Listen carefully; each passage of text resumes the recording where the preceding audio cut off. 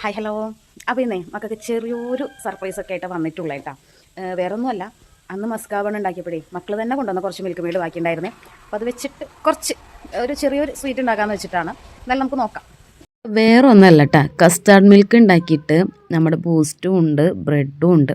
ഇതെല്ലാം കൂടെ വെച്ചിട്ട് ലെയറാക്കി നമ്മുടെ ഒരു പുഡിങ്ങിൻ്റെ ഒക്കെ ചെറിയൊരു ഇത് തീർത്തും അതാണെന്ന് പറയാൻ പറ്റില്ല കേട്ടോ, എന്നാലും കൊള്ളാം.